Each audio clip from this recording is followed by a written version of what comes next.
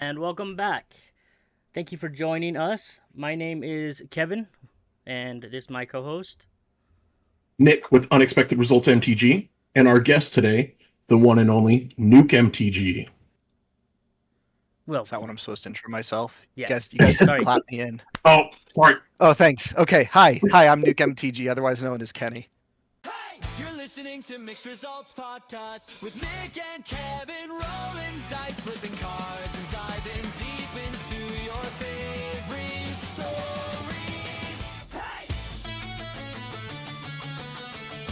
Hey! Welcome, Kenny. Thank you for joining us. Yeah, thanks for having me.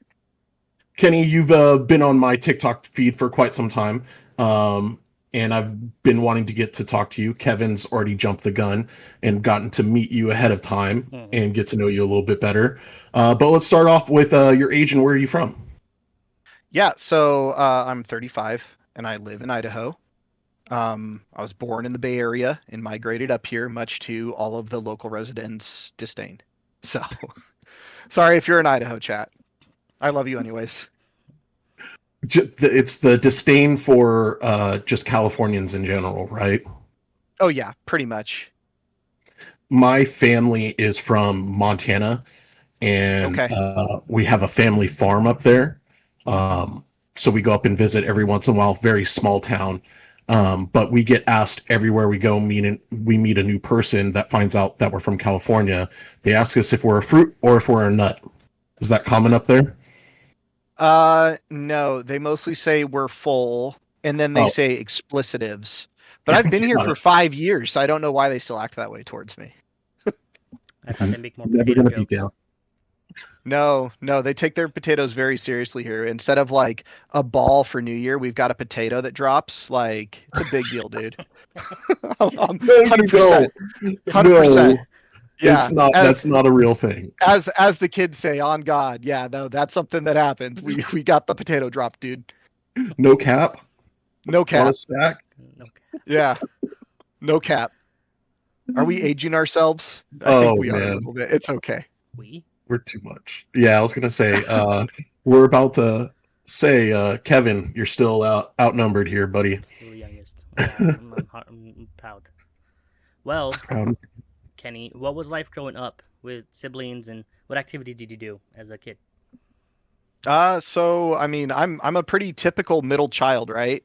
So I've got an older sibling that got in trouble and was kind of the one carving the path for me.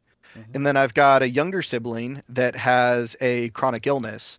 And so my role in life was to just be easy. So I buried myself in sports. I was a very mediocre student because I didn't care about homework, but I loved athletics. I loved competition, and I tested well. And all that my parents really cared about growing up was I making sure that I wasn't causing more waves, and that caused a lot of independence really early on, and it caused me to learn a lot of great lessons in life about self-awareness and how I was being perceived in situations, because there was a lot that I needed to do. um, but it developed a love for all things competitive, because when I got my parents' time undivided was when I was competing in athletics. They always made my games. They were very supportive. I always had great equipment and gear, but that was my time with my parents, was them cheering for me. So it became this sense of always performing and needing to be kind of in that stage of, hey, look at me doing this thing that's different. I'm not being problematic. I'm supporting my younger sibling, but I want everyone's attention. So very, very middle child coded. I could definitely see that with my brother. Me and my brother are very close, and he's the middle child. Um, Yeah. and it didn't really click until you said the performing thing. Yeah. But I mean, it sounds like that was really, really challenging, but also, like you said, had taught you a lot of independence and a lot of, decent qualities along the way. Yeah, it taught me a lot of empathy. It taught me to, be curious, not judgmental. Taught me to ask a lot of great questions of people that I meet. because I found that if I acted a certain way out of trying to seek attention or get words of affirmation, that other people were probably doing the same thing in their own way. Mhm. And that started at a really young age for me, was to be very curious about what people had going on and just ask questions about them. So it was really good. Just looking back on it, I wish I could have lived more in the moment, because you grow up, you mature, and you start to appreciate things in the way that they happened. Yeah, I can agree with that 100%. Yep. Yeah. Well, thank you for sharing with that with us. What do you do outside of content? Oh, so many things. So like professionally, Whatever I you care to choose. okay. So I'm married. My wife and I have our 12-year wedding anniversary coming up this Saturday. We've been Congratulations. together. Thank you. We've been together for 16 years, married for 12. We have 2 boys that are just the most incredible little humans on the planet. Mhm. And they keep me young. I get to talk about Pokemon with them, and they build Pokemon and show me their stats, and they ask if I want to use them as monsters in my D&D game. It's wonderful. Professionally, I do fire code consultation for architectural design in wildlife urban interface zones, so WUI zones, and I spend a lot of time in the R&D side of helping to create safer structures and envelopes that has really been spurred on by things like the Palisades fires in Southern California. And I spend a lot of time with different municipalities and code officials going over what makes a building safe and how do we create these spaces that families can get out of, that they can have their family pets and everything, and evacuate them safely. So that's what I do professionally. Well, thank you for doing that as a profession, as someone who has had a lot of people in my life affected by, not by the Palisades fire, but we had another fire that basically took down a good top chunk of my town. Pretty rough. So I appreciate you doing that. I'm highly affected in a highly affected area, Yeah. so that's important to me. Well, it takes a village, Yeah. and it's the fire marshals. They're the ones that are doing the hard work, and the firefighters are first responders. But I mean, there's so many other people involved, and it's such an in-depth world where you're working with architects and engineers, and you're working with code officials, and you're working with homeowners and builders, and you're trying to keep cost per build down so people can afford to get into it. And there's so many pieces, and I never would have guessed. I would not have told you when I was 14, 15 years old that what I wanted to be when I grew up was someone that worked with fire codes and sustainable structures, right? Like, Mhm. what was it? That wasn't on my list. What was on your list? Oh shoot. I wanted to be an actor, and then I realized that that wasn't going to happen. And then I wanted to be a veterinarian, but a very specific one. I wanted to do exotic animals. Um, Getting into childhood, so my mom is a retired Ringling Brothers and Barnum and Bailey clown. Like, true story. I tell the joke That's all the time awesome. in my professional life. I say, I'm really good at juggling because my mom was a clown. So, with all the multitasking and everything. And I wanted to get into exotic animal husbandry and work on the gold track and work with the tigers and the elephants and all of the craziness that goes into play with that, the camels and the Arabian horses. Just, I wanted to do that. And got to organic chemistry in college and said, oh, this sucks. And then I started pursuing building materials, and here I am. Oh, I can't relate too much to that. It's like I Yeah, was a very active sports guy, but when I got into college, I was like, well, you're obviously not a high level athlete, so how do we stay in sports? yeah, Kinesiology, let's get into physical therapy. And then I was just like, no, no, we're not doing this. yeah, yeah. Turns out being an athlete is a lot more fun than learning about the ligaments and the muscles and the tissues that hold everything together. Yeah, yeah. Yeah, And remembering all of that. yeah. Couldn't do that. Um, Outside of magic, I still love athletics. I love strength sports. I follow the World's Strongest Man and the World's Strongest Men competitions that are done, the Arnold Classic, and have gained a lot of really positive mindset watching those athletes with what they do and huge feats of strength. And I just think that there's a lot that we can channel ourselves towards. So I love watching that. And uh, on again, off again, NFL fan. Um, not so much bandwagoning, but when it's more relevant or my brother's really excited about a season, or I'll expose myself. I'm a Niners fan.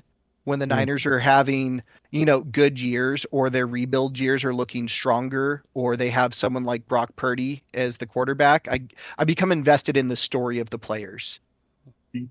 Got it. Yeah, I'm the same way with the NBA. cool. Kind of I don't more watch of a any player. basketball. Yeah. Oh, I love football, but that's how my relationship with the NBA has become. I'll follow player Okay. stories, but not too Yeah. much into it. Yeah. I feel you. I wanted to talk about strongmen real quick because you brought it Yeah. up, and I kind of grew up, you know, not going to school, and while people were watching Price is Right and Maori, I found myself watching, World's Strongest Men competitions. Yeah. What is your favorite event in World's Strongest Men? What kind of really like is the most like astounding lift in your opinion? The Stones. The Stones. Yeah, I mean, moving Atlas Stones. I have a dream in my life to lift the Husafell Stone in I believe it's Iceland. Yeah, Okay. and so I think it's 484 kilos. So times that number by 2.2, so it's a little over 900 pounds. And it used to be the Viking test of strength for before you could set out was to be able to lift the Husafell stone. And I've watched Strength Unknown. I've watched so many documentaries about just these feats of strength and what people have to do. I competed in strongman for a few years. Believe it or not, I used to walk around at about 270 pounds and lift big, heavy things. And I've deadlift over 600 pounds. And I love like pushing my physicality as far as I can because it's Hmm. all a mind state game too. Yeah. But yes, the stones, the Husafell stone, I'm all about it. I mean, my favorite moment is Mark Felix's hold. The Like Hercules, the the pillars of Hercules. Oh Hercules, yeah, Hercules. And he's just like stone faced the entire time, just like yeah, and he did it when he was like 47 or something. Like he yeah. was Wow. he was old for an athlete. And you watch these young bucks go up there, and you watch them; they're tearing their calluses and everything. And Mark Felix walks up. Didn't he do it in a kilt? Am I I misremembering believe that? I believe so. I was trying to look it up while I asked the question, and I couldn't find it because I couldn't remember the hold. What it was Yeah, called. yeah. The Pillars of Hercules, and it's a really cool one because Half Thor did it that year. Luke Stoltman did it that year. I just forgot his brother's name, but like, no, I nerd out on it, guys. Like as Yeah, much as I love Magic, I love strongman competitions, and Brian Shaw got me into it. So on my wall right over here to my left, I've got a signed card from him, that's and it says "Be Great," and it's Brian Shaw, World's Strongest Man 4 times, and man, I love it, and seeing what it does for people, and they're not controversial figures. Um, and then you got people like Martin Lises who are just fantastic. Never met him, but just have followed him in his Strength Unknown series on YouTube. If you ever want to watch something cool, he goes through like Bulgaria and stuff, and he does their traditional strength sports with those athletes, and it's really cool because it just shows such a great cultural view, and the universal language across all cultures is respect. and that with their strength sports is such a cool experience to watch. Language barriers, everything, it doesn't matter when you connect over, fundamentals. Being strong. Hey, being strong's cool, and I mean, Yeah. as boys, and not to put gender to it, but like, who doesn't freaking love picking up rocks, right? Like, I just want to There's, pick up bigger and bigger rocks. there's a reason why it's like for the boys, and they're throwing a giant stone off a cliff, Yep. and it's just Exactly. tumbling Yeah, down. down. So it was just something about Yeah. it. Yep. Mark Felix was wearing a kilt. Nice. Good job. Look at you guys. Sorry, I've We never know watched it.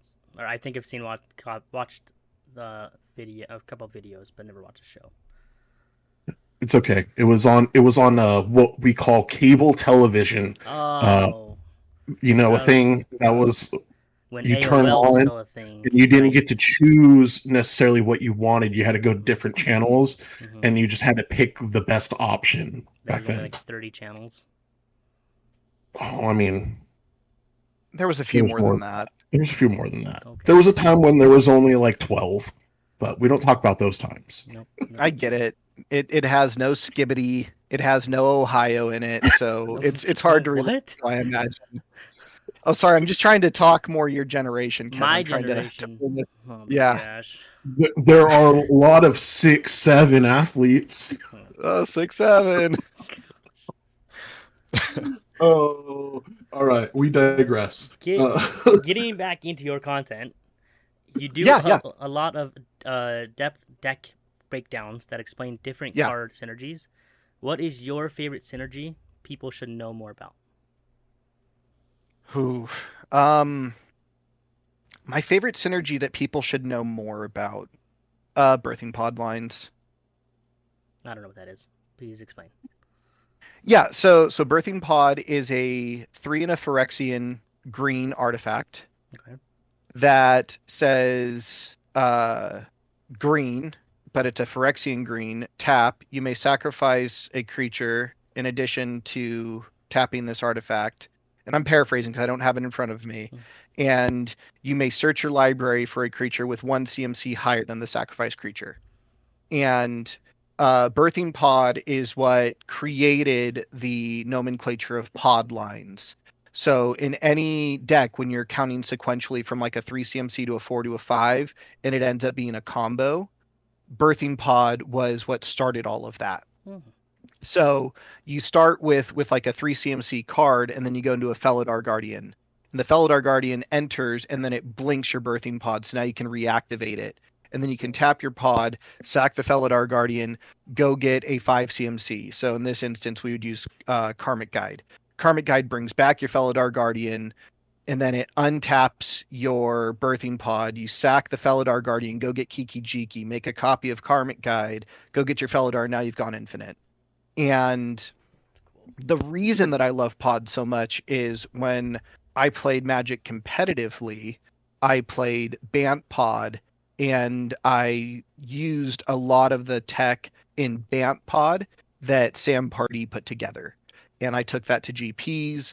All of my Birthing Pods are altered and signed by Darkin. It's easily, if not my favorite green card, my favorite artifact of all time.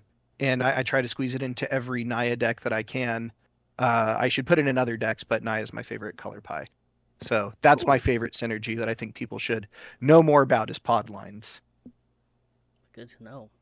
Awesome. I was gonna say it. I was like, I kind of asked this question because I know Kevin isn't super familiar with a lot of cards, and you do a lot of really good breakdowns on really high level Magic gameplay. I mean, it seems like you play a whole lot of bracket 4s and 5s, but Podline was a thing when I really got first into Commander and was really popular, and I've seen it kind of go away. Have you noticed kind of the same thing? Like, even though it's your favorite card, have you seen less people playing Birthing Pod? I think that the primary challenge with pod is that it leaves a lot of room for interaction. And Commander has become a format of higher and higher and higher levels of interaction. And the challenge with pod is that if you don't have it protected, it can be interacted with and disrupted pretty easily. But what's misleading about it is it's also very resilient, because wherever the pod chain breaks, you can pick it back up. And if you've built a deck to be synergistic within that, and pod lines are your primary way of winning, you can restart it. Because say someone, short of like exiling or having your graveyard turned off, which in most green piles they aren't going to target you unless you're in Golgari or Sultai, you're going to be able to get back your graveyard and you're going to be able to go again. And I like decks that have layered combos, because even if someone interacts with my pod line, the pod lines can work agnostic without the pod engine. You can just tutor up the creatures and they will still do the pod thing. But if you get the pod card, you win in a more compressed way. I think a lot of Got it. people forget about that in Commander, and they, even when they're picking out their commander, they base their entire deck around it. And once Yeah. the commander gets lost, like it gets killed, I've had people just get super frustrated because they can't do anything anymore. When you got to have other abilities and others, your deck should be able to run without your commander. Your commander just buffs it up. Hi, hello, guy who builds his whole deck around his commander. Yeah. Well, I So mean, we've- it's the name of the format, right? Like Yeah. it is a commander. And Yeah. I think that the thing that happens is if you build a deck that is commander agnostic, you end up having a weaker deck in terms of explosive turns, Mhm. but you have a more resilient, predictable game plan. Yeah. Where when you build around your commander, you're going to have really explosive turns because your commander is an A plus B plus C engine. Yeah. And I think it's the different ways of approaching it. A lot of my bracket 2 decks are pretty commander agnostic. If my commander's on the field, off the field, exiled, whatever, likely doesn't matter. My deck is built to be a synergistic pile of good cards. Whereas the higher the power gets, the more integral my commander becomes. Going back to Birthing Pod for a second, you mentioned that it's less likely if you're not in the Sultai Golgari colors that people aren't going to mess with your graveyard. But I was going to ask you about this creature card, and if you play it, and if you like it, Fiend Artisan, basically Birthing Pod on a creature. What's your opinion? I love Fiend Artisan. In fact, when everyone was talking about, the potential of hybrid mana being unbanned, I don't think it's a secret. My favorite color in this game is green. My Mhm. favorite CH commander is Selvala. And one of my cards that has the most meaning to me is my Nuke Altar. And if Fiend Artisan were ever unbanned, it would be an unlocked absolute powerhouse in the right deck. Yeah. And within Golgari shells, I fit it in however I can because it is often part of a pod line that's now creature based. And depending on the power level, creatures are a lot harder to interact with on the stack than non-creature spells. So it's more Yeah. likely to resolve, and then you're off to the races.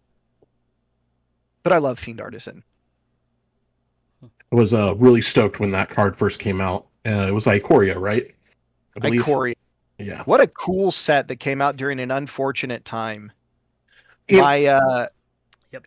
in my framed cards, I've got a couple of my altered birthing pods, and then in the middle of it I have Godzilla Death Corona because they changed the name on it. It offended people. So Yep. I've got a full art foil Godzilla Death Corona framed with some of my other cards, just to remember. I think that might be one of my most underrated sets of all time because Mutate gets hated on so much, and it's just because people really don't understand it. I don't understand it fully still. But there were so many good cards. The artwork was insane. Like all the alt arts of the triomes, I absolutely love. It's like some of my favorite alt art in Magic. I loved Ikoria.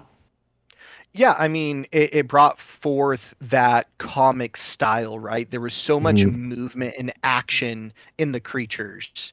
and it really brought that like kaiju energy. And I remember at the time thinking, wow, I can't believe that they're printing Godzilla cards that have magic names at the bottom. Hello, universes beyond. Yep. What's up? Like, now it's everywhere. But at the Everywhere. time, it was such a cool concept. And opening packs of Ikoria, I mean, it was, I think, the second set that had collector boosters, because it'd come out after Eldraine, and Yeah. Eldraine was first. Hmm. So I think Ikoria was like second or third that had collector boosters. And I remember I bought a collector booster box, and it was such a cool experience. And MSRP at the time was like $250. Back in my day, I could buy a commander box. Yeah. So just different time. But yeah, Ikoria is sick. What a cool set. A very cool set. Yeah. Uh, Talking about Commander, um, and the bracket system. Hmm. I've noticed in a lot of your videos, you typically play bracket 4, bracket 5. In our talks before, you mentioned doing a pot of CEDH. Um, Yep. what is your preferred bracket, and what is your opinion on the bracket system? Okay. So this is a layered question. So Kevin, I'd like you to weigh in on this because we've played together. Yes. And we've played together in person. So you've Hmm. seen like real life drawing cards interaction, how I talk at a table. Nick, you and I have played over spell tables. So Mhm. a little bit different interaction, but the general vibe is still there, right? Yeah. So my hot take is that the higher the bracket that you play, the less you have to know the people you're playing with. And the reason that I say that is you can play bracket 4 and bracket 5, and there is an agreed upon consensus that we are all playing the strongest version of the deck that we are capable of playing. And we are all playing to win the game. We're all playing with A plus B combos. We're playing with combos that get set up in our layered. We're not going to get butt hurt over demonic consultation.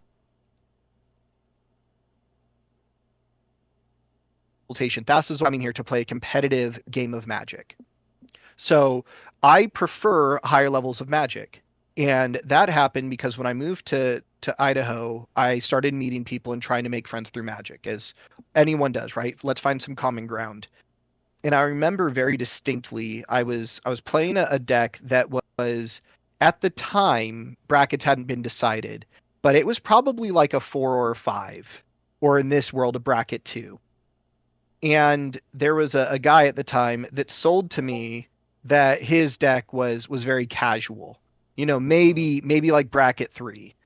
And he proceeded to turn one mana crypt, mana vault, soul ring, fast mana into a stacks commander, and then played the card reality acid and phased out all of our creatures for the rest of the game. And I was so turned off at that point by playing with anyone that I didn't know in a more relaxed, casual setting, that the only way that I would play with strangers was high power, because at that point I would have the appropriate amount of interaction to stop something like that. And if someone wanted to pub stomp me, they would have to actually do it through fair interaction and Yeah. not me playing a deck that was at sorcery speed. So I had kind of an informed decision around that. And it slowly changed, but not much. Because I like playing higher power games. I find that salt levels are lower. We get to play more games because the games go faster, and we often get to celebrate when someone's deck does the thing. And we get to be like, okay, so we're dead here. You win. Awesome. Let's shuffle up and play again. Now, pan over to low power games.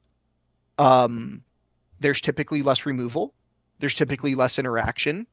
There's not as much activity on the stack, and people are playing incredibly powerful haymaker cards that once a 6 or a 7 drop 6/7 resolve, there's almost no way to get out from under that, because the rest of the table is playing maybe 5 to 8 pieces of removal. Hmm. And what happens at that point is it's not the fact that those creatures exist. It's the fact that the table can't interact with it, and then people start getting bent out of shape because there's an Elish Norn on the table, or there's a Toxrill on the table.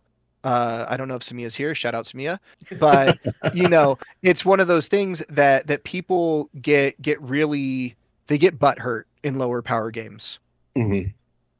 But when I'm playing with people that like immediately pass the vibe check, when Kevin and I played, I said, "Hey, I've not been able to play this deck yet. I just built it. It does contain some means of going infinite, but I don't have ways to like close out the game from that point if I were to accomplish it." And I can't remember exactly what Kevin said, and you can obviously pipe up for yourself, but it was something like, "Oh, that's fine. Like we're all playing like roughly bracket 3, and your infinite is like a 5 card combo." And I was like, "Sick." I managed to go infinite that game, Mhm. and then he Day of Judgmented me and killed all my creatures, Mhm. and I did not win with an infinite board state. Mhm. But it was a very chill, like vibey experience of like, I'm meeting this guy for the first time. We're meeting in a town. We didn't know each other before, but I'm going to play something that if there needs to turn the corner, or if I need a definitive win condition, I have it in my deck. Mhm. Whereas if we were to go play like at my kitchen table and we've got a game on in the background, I'm okay playing Battle Cruiser and chilling and telling jokes and having a fun time. It's such a spectrum, but yes, my go-to would be bracket 4 and 5 as often as possible because I just want to jam games. Well, I think In that's bracket 3, good. you become arch enemy. I think that's good. I mean, I haven't experienced it a whole lot. It has happened a couple times. But starting game with a newer person, stating bracket 2 or 3, and someone gets a little upset because they don't think their deck was technically bracket 2 or 3. But Hmm. if you play the higher brackets, then you don't have any of those miscommunications or assumptions that may get you salty. So I kind of like that take. Yeah, I just find that it takes out a lot of the riffraff, and becoming arch enemy is a lot more acceptable, and it creates a very healthy mindset around it. I mean, when you and I played, I was playing Geshath, Hmm. and I've built my Geshath deck with a very not competitive mindset, but there was a lot of interaction, and there was a lot of ways to once I got out ahead to protect my board. And I was very aware that I was the problem starting at turn 5. And every turn when people were like, "Okay, we've got to stop Nuke," I was like, "You do, because if you don't, I'm gonna keep chomping and I'm gonna keep Yep. drawing cards over here, Hmm. and we're gonna have some dino time." And I don't mind that because the people that we were playing with were super chill. Hmm. But there's certain people that you play with when you don't know them, when you don't have that type of safety, that that Geshath deck suddenly turns into people cussing and picking up their cards and throwing a Yeah. fit. So It's like high it's like when power. I play uh my Gishath deck a lot and my Mhm. dragons deck. They play very similar. It's ramp, get to commander, play a bunch of dragons or dinosaurs, and try to win the game. I don't Yep. run a whole lot of interaction though, and so it's like, yes, you must deal with me. I am the problem. If these are very big creatures, and if you don't deal with them, then they go bye bye. Yeah. So I agree with you too. Just it depends on the atmosphere and who you're playing with.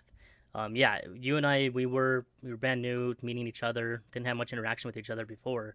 Um, Played together. I perfectly fine with whatever you played. It was the first time, and you said it was the first time playing it, right? I wanted Yeah. to see how it goes. Like it's cool for me to see how a deck can pop off. It helps me do better building my own decks. And in those instances where, say, you are popping off and I don't have removal, I need to fix my deck. I need to work on getting more removal. In those cases, that happens again.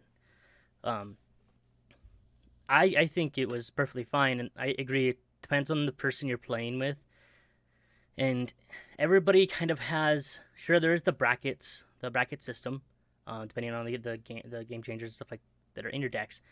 But some people may classify a deck different than it actually is. So they could say it's a low 3, and it could be a pretty high 3 or low bracket 4. And so it is always best to be safe on those ends too, because I don't know, it's hard to explain. It's a fine balance between playing with people you're not very familiar with, and comfortable with compared to people who you are, and Yeah, people who no, are okay with it too. I'm hearing exactly what you're saying, and my rule of thumb is I always round up for them. Mhm. I recently did a segment on my VV deck, and my VV deck by all measurements is a bracket 3. But when I played it with my play group, and we've consistently seen it, it hangs with 4s. Yeah. And it doesn't need game changers to be a bracket 4 deck. So I have said, hey, this is a bracket 4. This plays with 4s.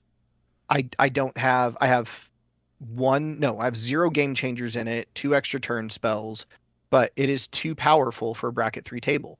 Mhm. And I think that the psychology behind why people want to downplay their decks is sometimes important. There's some people that they really need that dub, you know? Yeah. And I'm willing to give that to them. I know in a lot of circles it's called pub stomping, and it's just people being disingenuous or kind of bullying in spaces, but some people just need a freaking win, man. Mhm. And when they need that, I'm happy to give it to them. And then I'm going to switch my deck and I'm going to play fair. Yeah. So, Yeah. it's just, yeah, And Then I'll come back with a vengeance of 1,000 suns. exactly. I come back mad. and Nick and we've kind of talked about that too. I have my um my gnome deck. It has no game changers, but it does really well. I don't. Mhm. Hmm. I keep downgrading it because I really don't think it's that all that. But when I play it, it does pop off. So I don't. What would you consider? I think it's a low bracket 3, but I guess it's not even considered a bracket 3, is it? Well, that's the whole thing where it's, my Ureni deck is technically a 2 because I don't run any game changers. It's all ramp and all dragons. And I have stomped you guys several times with that deck, and I say it's a 3, but technically it's a 2. It's just, what your intention is a lot of time you have to state. It's so like a lot of times when I play my Ureni deck and it's like, hey, I'm playing big mean dragons. I don't run interaction. I just ramp, and if you don't deal with my dragons, they're gonna kill you. Hmm. So it's, I mean, your gnome deck is technically a 2, but when you synergize cards really well and you play the deck very well and pilot it well, sometimes it may seem more high power than it is. Yeah. Your gnome deck is just good because it has great synergy and it's low casting cost, so you're never really worried about mana. So, I mean, Yeah, I that's think at what the end of happens the when you. day, it comes down to intent. What are you intending to do with the deck? And number 2, if someone can't qualify what their deck is, I have found one of the fairest questions to be, when do you find yourself normally winning games? Or when does your deck do the thing? And when they say, oh, my deck typically does the thing between, turn 7 and 8, you're probably a bracket 2. Yeah. If you're finding yourself doing the thing between turns, 6 and 7 or 5, 6, 7, you're probably a 3. If 6, 7, I saw your face. So when you find that you're pushing for the win turns 4 to 5, you're probably a bracket 4. And if you're trying to win in mid game is turn 2 and 3, you're probably playing CEDH. Mhm. And I think that requires a lot of awareness and maturity to have that discussion.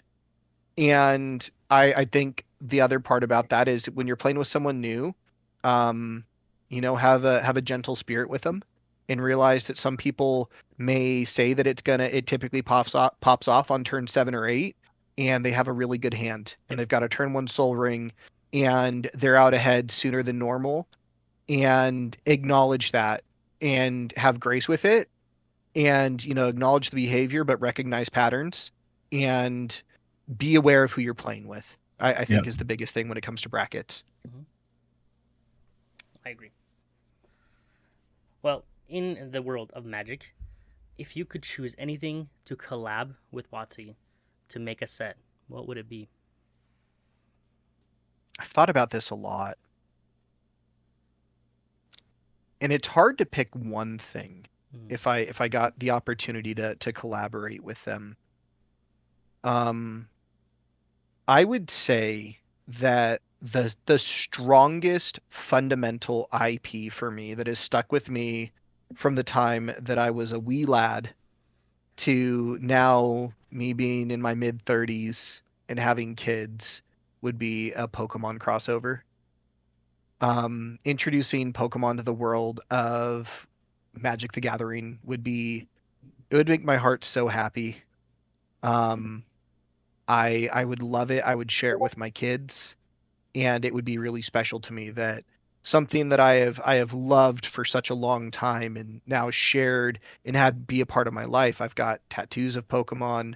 I would enjoy that very much. I don't know if that ever would happen because they're both trading card games and big IPs of their own, but I would think that that would be one of the front runners for me.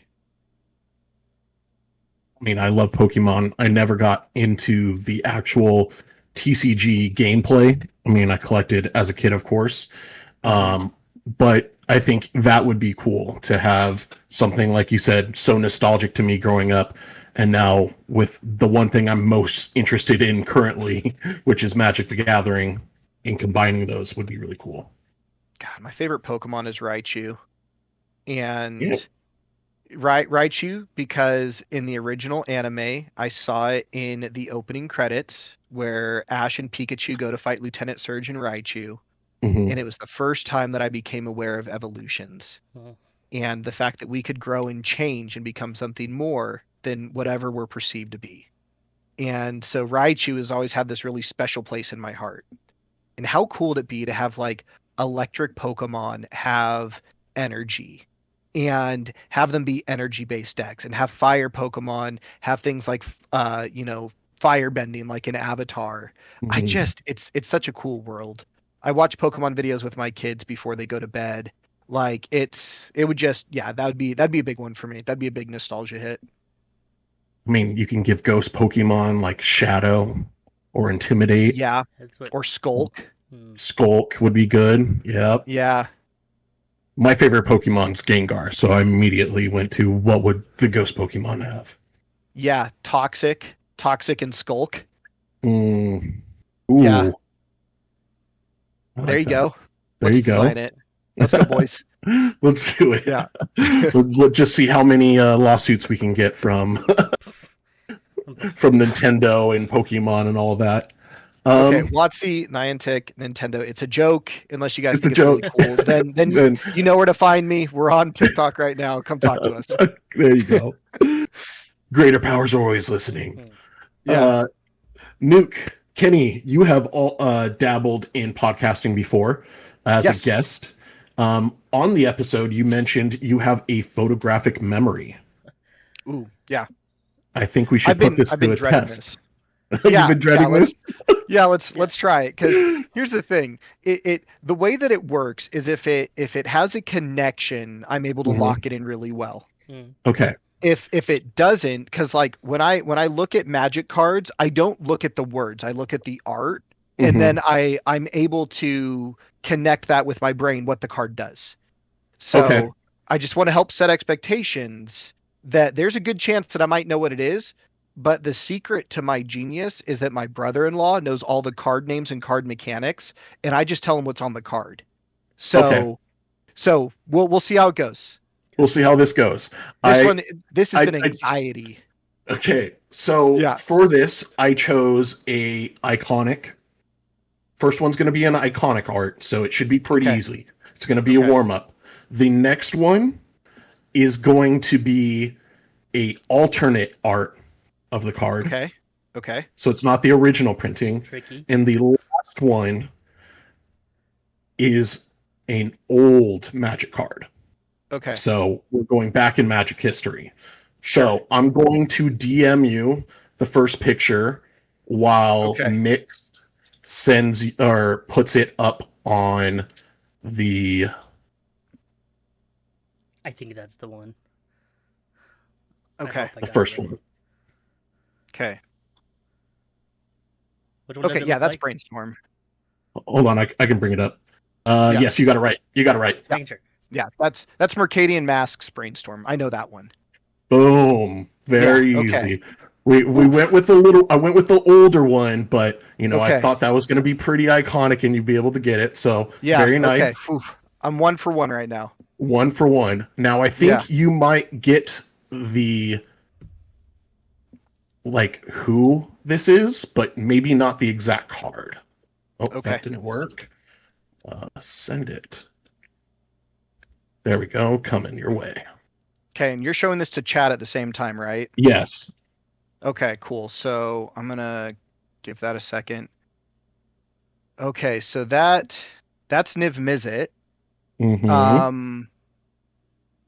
I think that's from that one set, the really small one that the set symbol's like the explodey star symbol. Okay. Aftermath. Okay. And I'm gonna say that it's one of the alt arts from Aftermath, and that's about as good as I'm gonna be able to do. Okay. We're looking for Niv Mizzet Visionary. Okay. But you are 100% right. You said the star? Yeah, the little Yeah. it's like the circle with like the little sideways star in it. Yeah. Yep. So, I mean, I'm going to give that one to you because you could pretty much explain everything but the actual card name. Now, this last one. This Okay. one is going to be hard. Okay. I don't expect you to get this one, but it is one of my favorite Magic cards of all time. Here it is. Elvish Fury from Tempest. Oh, that's I have no it's idea what a it is. it's a 1 CMC Yes. and it's a red card Yes. and it if I shoot. Yeah, but it's from Revised, I think. Okay. So I mean Any that's gonna idea be what as the far card does? Maybe if give him a hint. isn't if you it can. is it burrow? Does it destroy target wall? The card is burrowing, but it is not destroy target wall. Oh, okay. Okay. It's Yeah. it's a mountain walk. Okay, yeah. Yeah, But there's a bunch from that era that like have mountain walk or like weird land walking abilities or destroy target wall. And yeah, no, I mean I told you I can get there, but yeah, whether or not I remember exactly what it does, that's what my brother-in-law's for. That's the secret sauce of how Nuke knows cards. I love it. I love it. We're like the two-headed dragon from Quest for Camelot. Well, I think that was pretty successful for being very nervous Yeah. and being apprehensive and me not completely understand what you meant by the photographic memory. Yeah. I remember you saying something about your cousin, but you're like, I can get like 90% of the way there. So I was like, I think he's got this. Yeah, well, and I mean, and I think you guys both witnessed. I can get like 90% of the way there. I just need someone to help me get across the finish line. There we go. That's amazing. Yeah. Thanks. Well, continuing with the Magic, what is your favorite set? Favorite set. I would have to say my favorite set of all time was Onslaught. And why is that? The Gladiator theme, the Jareth Leonine Titan, the Rorik's Bladewing, Kamal Fistacrosia. I mean, it was just like high fantasy, and it had so many cool mechanics. Beast, at the time, Beast Tribal, Beast cycling cards. It was part of Scourge, Scourge, Onslaught, Odyssey. There was Wirewood. I don't know. That to me was like what growing up was. That was Magic cards, no sleeves, rubber band around your deck, showing up to the game exchange for Friday Night Magic before promos were a thing, and just slinging spells, having no idea what the meta was, not understanding what a fetch land was or why it was. You'd look at it and be like, this isn't good. What do you mean? Like, okay, go get a mountain swamp. Yeah, I lose a life. I go get a mountain or a swamp for this, freaking Bloodstain Mire. What the heck? Like, no, it was just, yeah, Onslaught is it for me. Yeah, it's like that and Odyssey. I loved the art of the period. I loved at the time, a lot of the story. There was Ixalan the Reality Shaper and a Chroma, and it just, yeah, it just was so cool. Would you say like that was like maybe Theros before Theros? Because Onslaught came out before Theros, right? Yeah, yeah.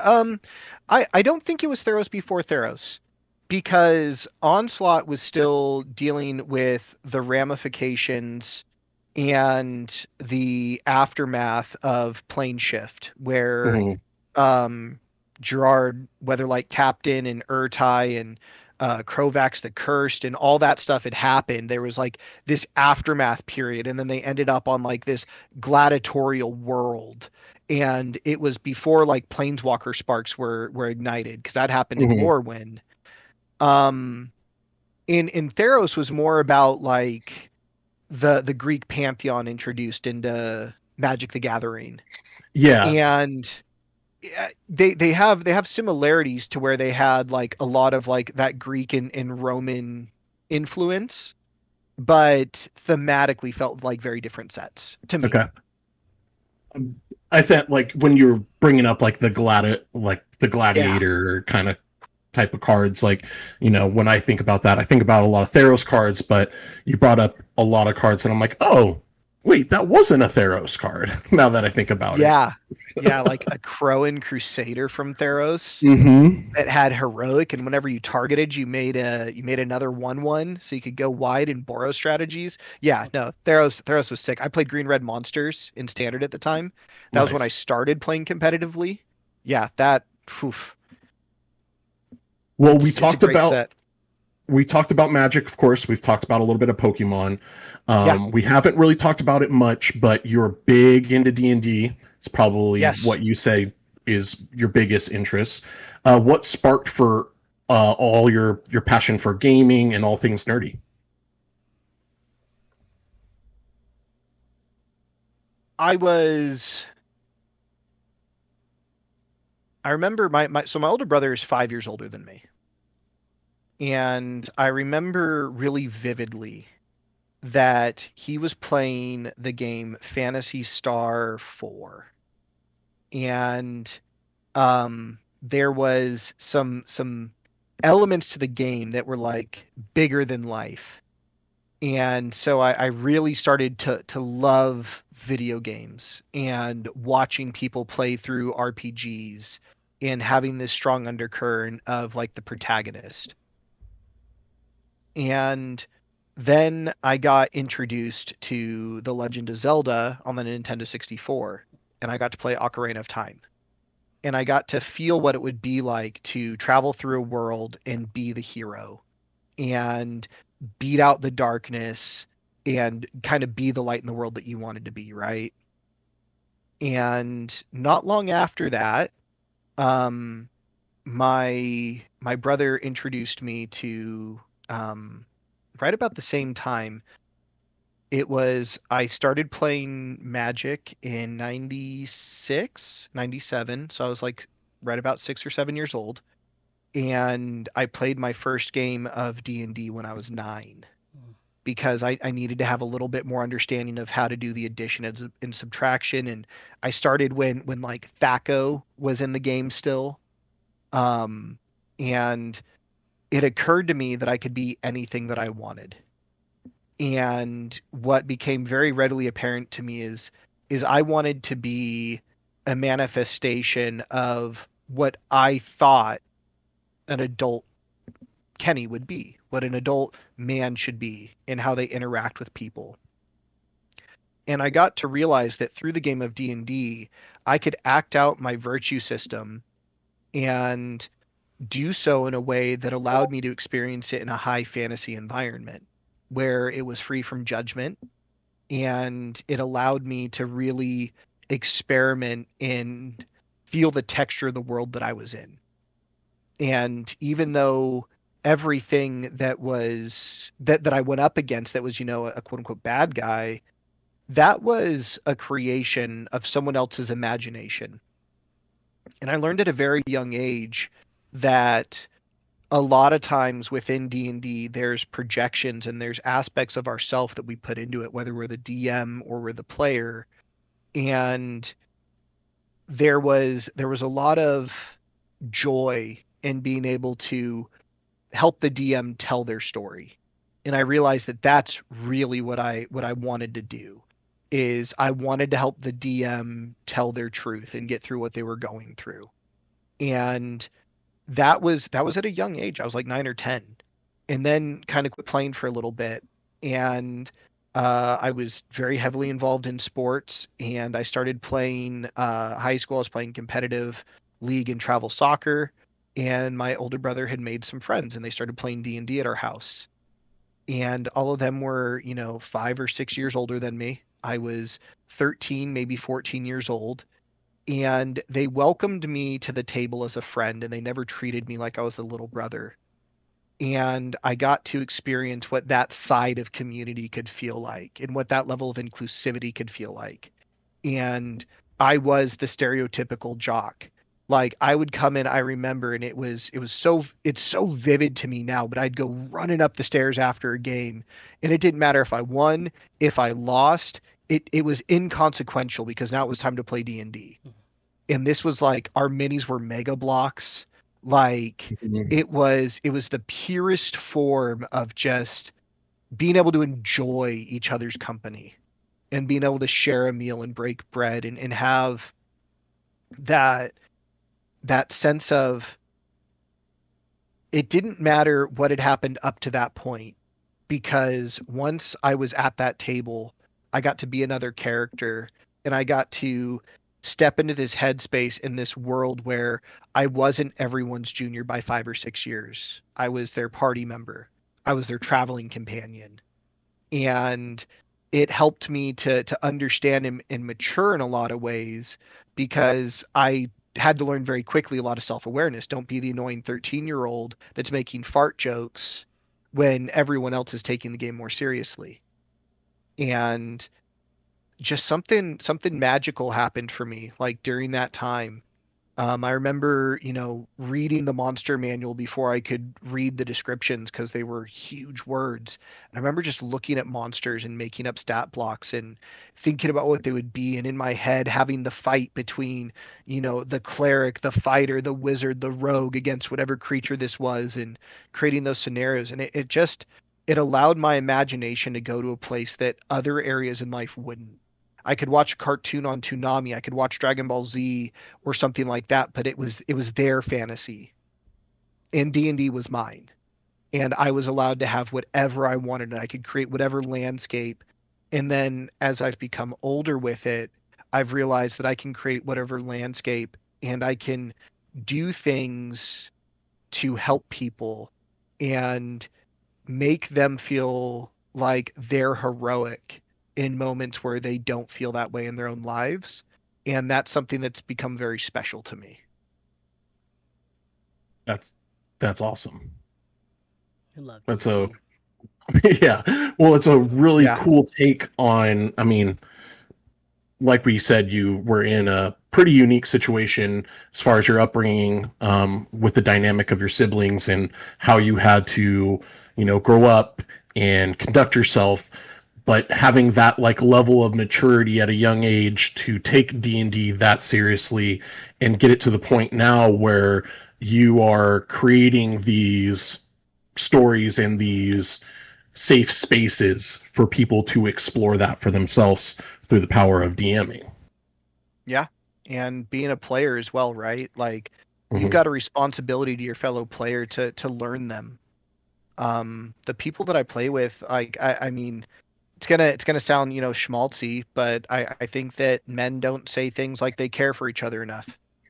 So, when we start games and we're talking and, we're kind of BSing while everyone's getting their dice, or, we're getting settled and kids are getting set up, it's like, hey guys, like, just want you to know that, like, we're gonna have a lot of fun today, but I love you guys. Like, you guys are my brothers, and I really enjoy seeing you every other week, and we're gonna have a great game. And then you just kind of get into it, right?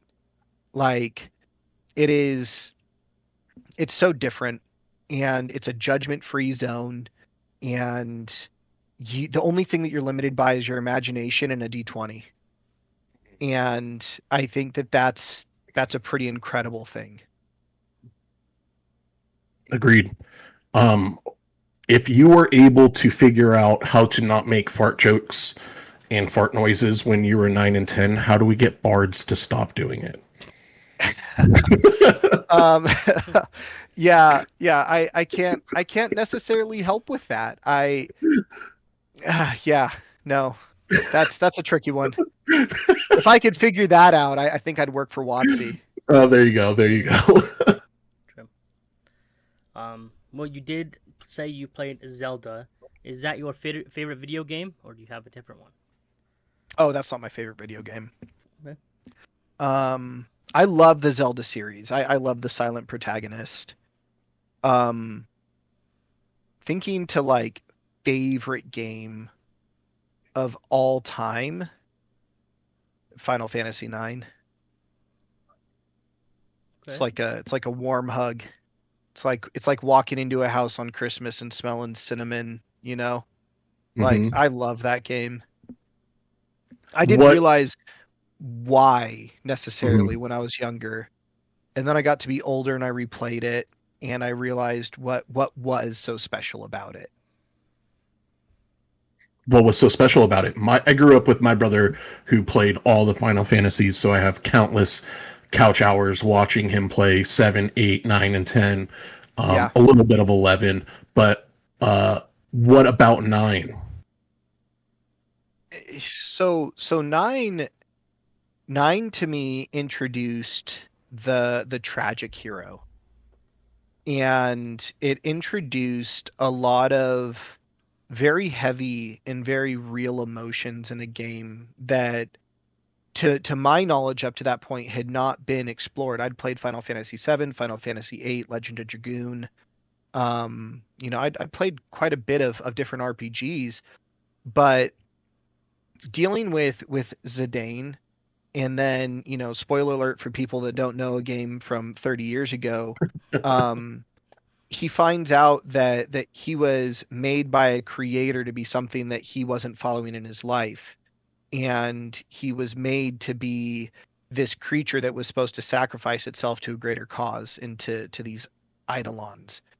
And he goes through this kind of valley of despair, and you rewind to the rest of the game, and the whole game is helping people overcome personal triumphs. So like when you find Freya in the Rat City, she's struggling. When you first meet Steiner, he's protecting, Garnet, who later becomes Dagger, and he's struggling with, the betrayal of Beatrice. And then you've got Vivi, who's dealing with incredible imposter syndrome when he finds out that black mages are filled with the mist, which is what's overtaking the world.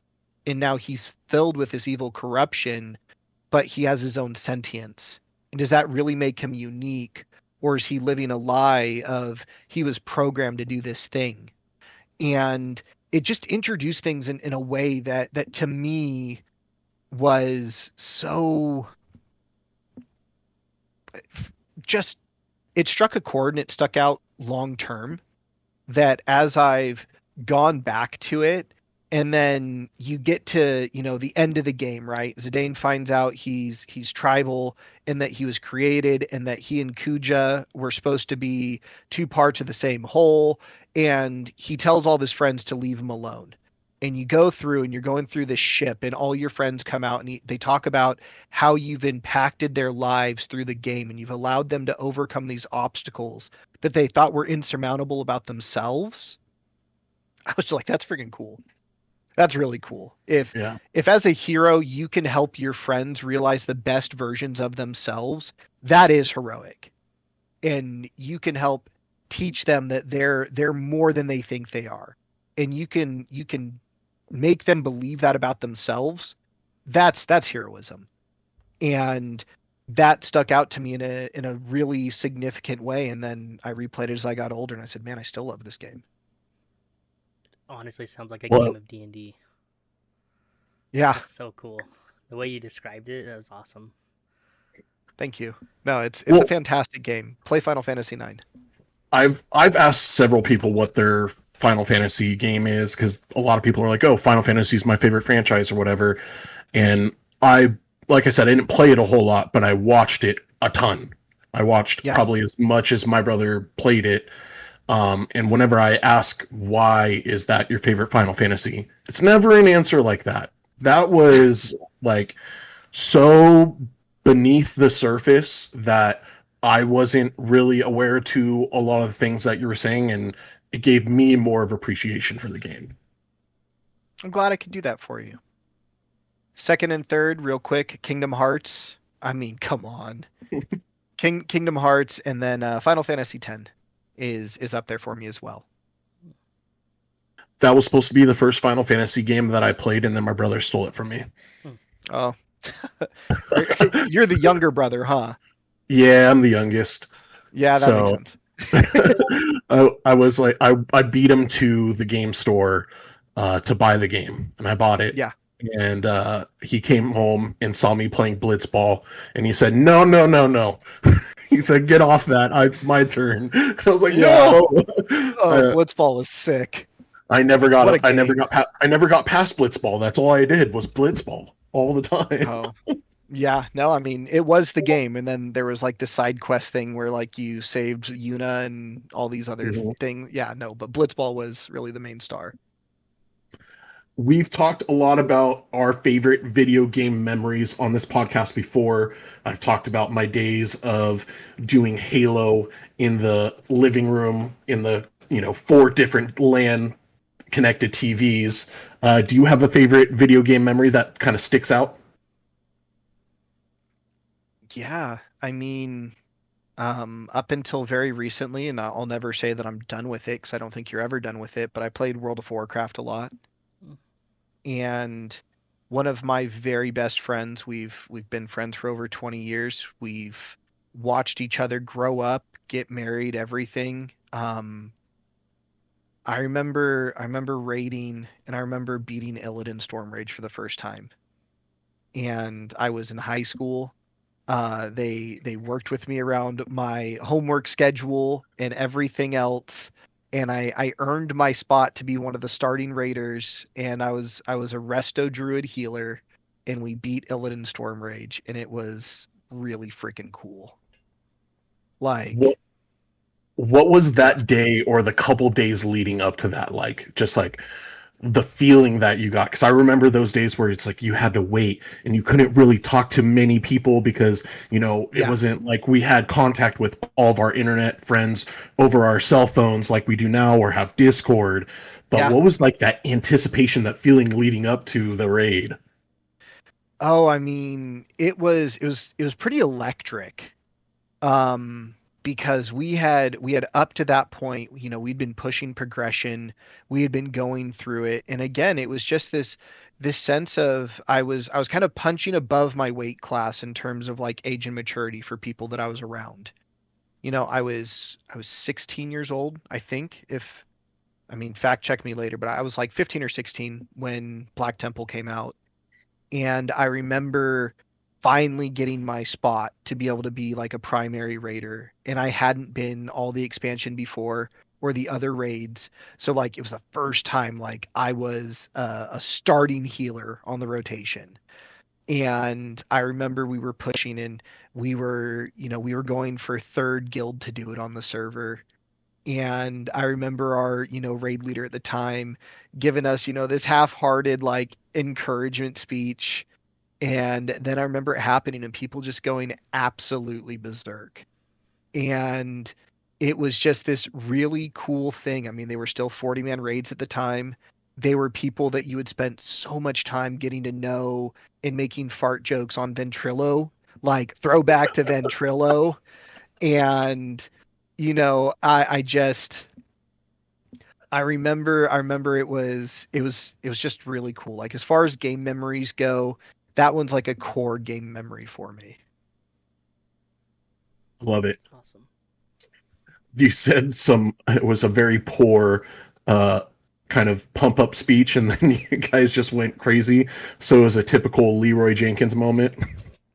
Yeah, I mean, we had been like fighting it, and this was before you could like save your progression and stuff. So like every time you went through the instance, you had to beat all the bosses again. Hmm. And like we had been doing this for a couple months, and because it wasn't like it is now, where like world first happens the day that like content drops. Like it was a Yeah. grind, and we had been wiping on Illidan for like 3 or 4 weeks, and he was like, okay guys, like we know what to do, we know what we got to do, just go in there, execute the mechanics, and let's get this guy.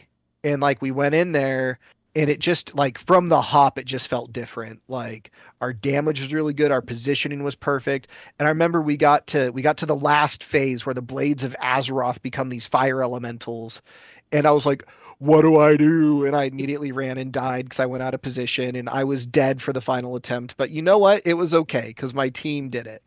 There you So go. yeah. I love when you grind through all those phases and you're like, finally, like, you've got the system down, but you didn't make it to the final phase. So you're like, all Yeah. right, well, here it goes. Oh no! It's just like I had chaos never made it. ensuing.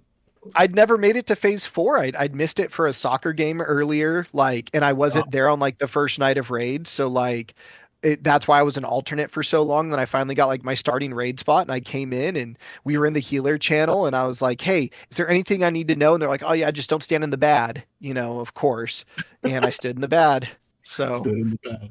Never yeah, stand in the yeah, no, don't stand on the fire. Number one rule of gaming. Well, we've talked about a lot of video games, Magic, Pokemon, and D&D, but Yep. we haven't talked about superheroes. Do you have Okay. a favorite superhero or villain? You can have a Uh, villain too. no, no, no, I'm not a villain sympathizer. Okay. I like Rocket Raccoon a lot. Okay. Um, Rocket Raccoon and Tony Stark are probably my Oof. two favorites. He does not like Tony Stark. That's okay. I I despise the character so much. It's okay. I understand why people like it. It's a very well done character. I just despise it. I like I like heroes that utilize ingenuity Hmm. and that reward critical thinking and approaching a challenge from a spot of problem solving. And they both approach that from very different directions. Tony Mhm. Stark is kind of, the playboy philanthropist, and Rocket Raccoon is really a tragic hero that came up, with really tough situations from the planet that he's from, and having to battle Groot when Groot was a villain, and those other pieces. But then Rocket Raccoon turns out into a very chaotic good style character. And in another world, I would say I F with that, because chaotic good is a good alignment. So I agree. I'm yeah, more on the yeah, chaotic neutral side of alignments.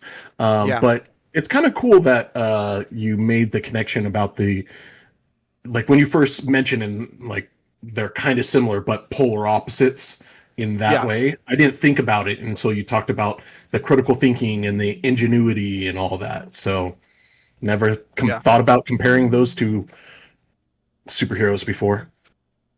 Gadget boys, but Gadget not like boys. Batman. Yeah, Well, Batman needs 10 minutes of prep time. yeah. But I mean, with 10 minutes of prep time, he could beat anyone or anything. So Anyone or anything. Joke yeah, continues. could you imagine if Amazon existed in Gotham? Like he was like, "Oh no, there's a problem, but I've got Amazon Prime. Time to order it." I've got it on expedited shipping. Expedited shipping, and I've got the drones. We've got the drones, the robots The on the drone. streets.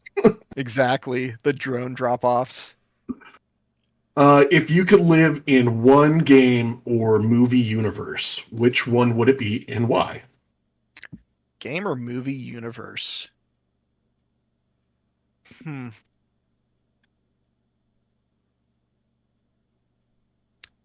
That's a tricky one. I think I would want to live when I think about shows that stood out to me, I think I'd want to live in the Fringe universe. You ever watch Fringe? No, not familiar. Fringe is it came out around the same time as the X-Files. Um, and it's a show about a father whose son gets sick and he's not able to save him.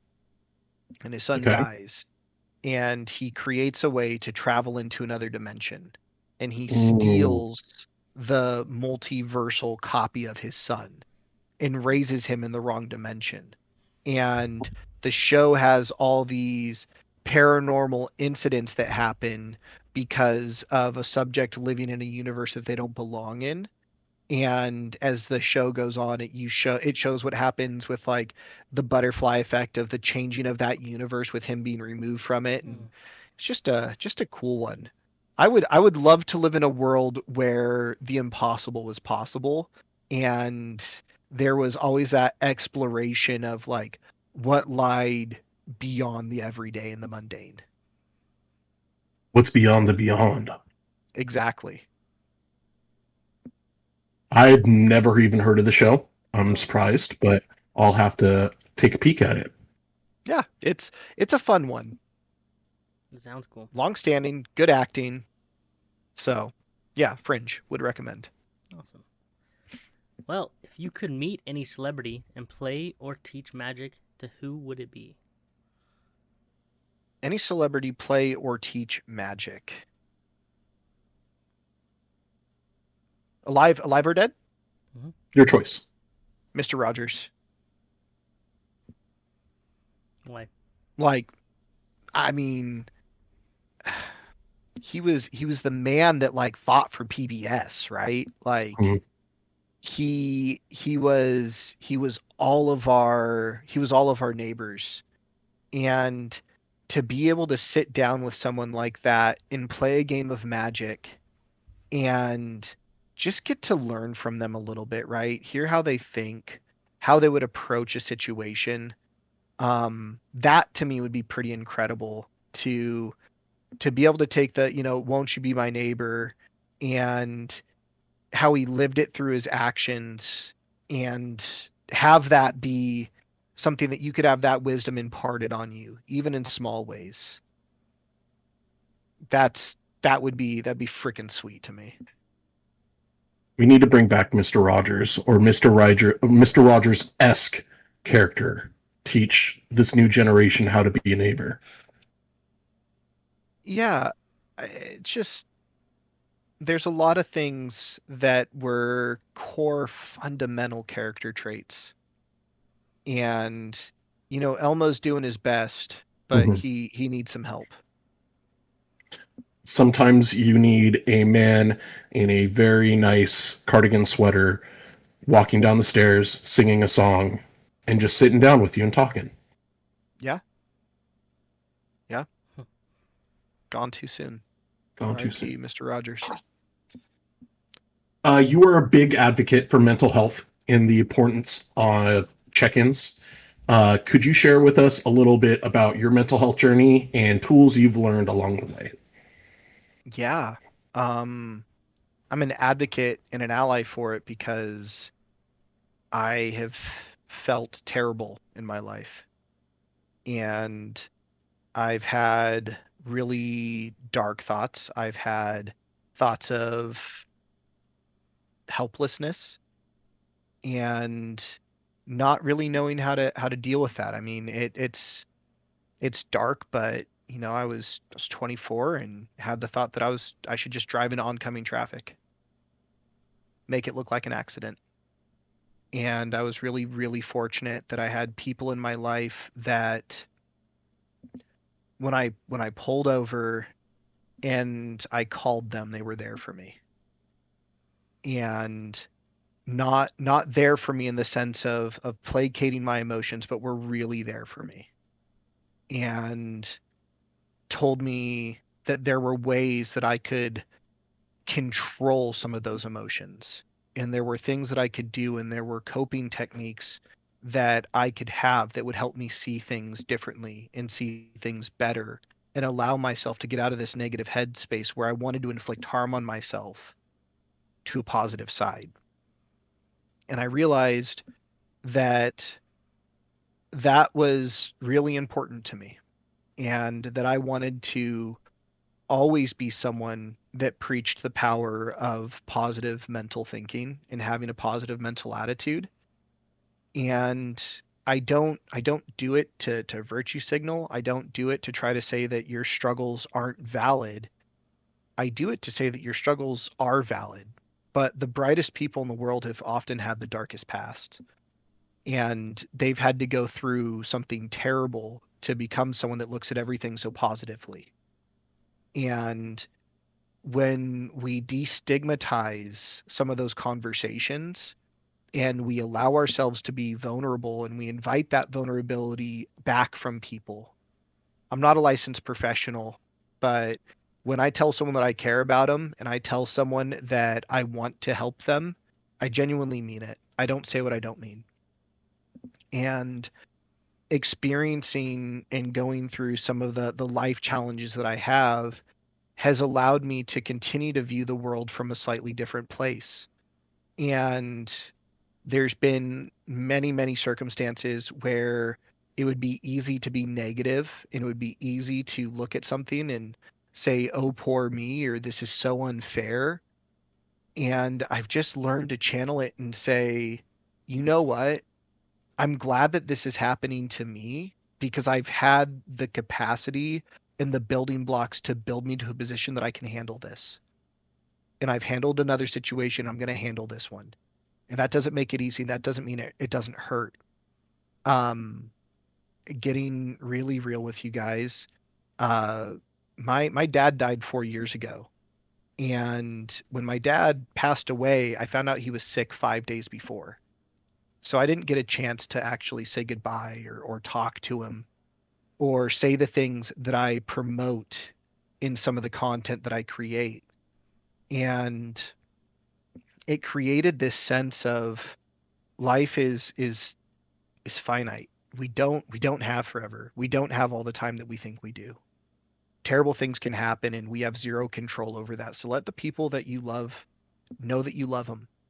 Be bold, take chances, and be the most positive that you can be, because you never know when those positive actions and your ability to maintain a positive attitude and give those positive affirmations to someone pulls them out of the just the muck and the mire. It's like it's like uh it's like the never ending story when Atreus trying to pull his horse, right? A lot of times we can get ourselves caught in a scenario that we can be removed from if we don't think the negative thoughts, don't give up, don't give in to despair. And there aren't enough people that are willing to say that. There's not enough people that are willing to say that I know that this hurts. I know that what you're going through is terrible, but you're stronger than this. You can grow from this. This is going to grow your capacity. And I think that that's something that people should be less afraid to talk about. So I'm a huge advocate for it. Um, when you grow your capacity and you get through the other side, you become rooted and it becomes really hard to shake your tree. And I'm very proud that today I've got deep roots and I've got a very sturdy trunk because I've had to weather some storms. And I'm happy to be that for other people, and I'm happy to be a voice of positivity in their life. And to be a thermostat and not a thermometer, right? To decide what the temperature is going to be because I want it to be that. And I wrote this down, and I have here, the best way to help yourself is to help others. And I truly believe that. I'm a big energy person, and I don't mean it just in the karmic way, but there is nothing that feels better in the world than helping someone. Watching someone go from the lowest low to a place where you can see them laughing and smiling and enjoying life. And it takes someone that has felt this to understand what I say when they're genuinely smiling. Not smiling because it's appropriate for the situation, but they're finding joy again in their life. There's nothing better. So mental health to me is that. Yeah. It's take care of yourself. And once you've done that, help others. Be compassionate. Be empathetic. The world is cruel, so I choose not to be. It's being that person and choosing to be that person every day. And I think that's the thing that people don't talk about, is that is a choice.